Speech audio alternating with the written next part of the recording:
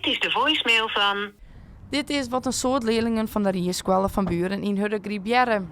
Tiental wacht ze al man op reactie van de haatinstructeur en binnen nog hield of uitles van hem verschuldigen. Ik wie van RTV krijg je hem net te pakken. De zaak is vlinder in juli al uitskreun bij de Kamer van Keerphandel. Maar de auto's die nog hield die droen in de regio. Ik een oud compagnon van de Rierschool krijgt alle dagen vragen over de kwestie.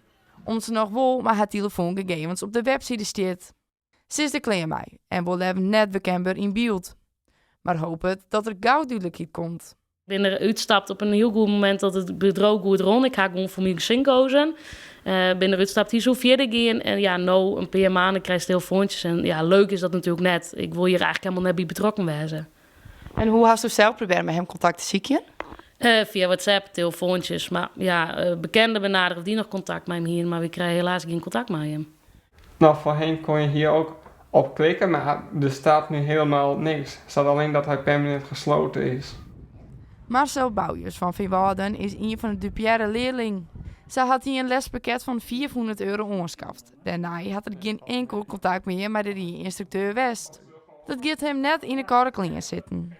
Nou, ik reed dus eerst bij hem. Nou, toen moest de auto dus naar de garage. En sindsdien heb ik helemaal niks gehoord. Geen belletje, helemaal niks. We hebben hem gebeld, geappt. Hij reageerde helemaal niet. Mijn tante heeft ook geappt, gebeld en maar helemaal niks gehoord van hem. Nee, heel apart, heel bijzonder. Ja.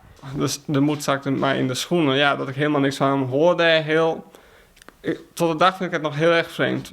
De Rierschool is specialiseren in mensen met ADHD en autisme. Dat het dan op deze wijze rint, kan haar vertrouwen botskeerd van. Die leerlingen hebben vaak al meer moeite om een rijbewijs te halen of een goede rieskwallen te vinden.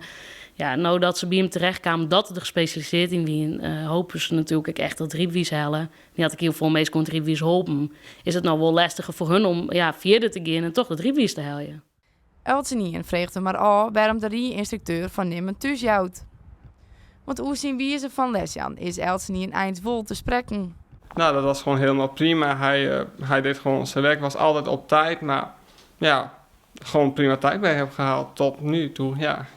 Om de instructeur hield hij het voortrint. Voor zijn probleem is het geduld van de dupière nou liekwols op. Nou, hij moet inderdaad zijn excuses aanbieden en sowieso het geld moet hij wil ik teruggezien op mijn rekening, ja.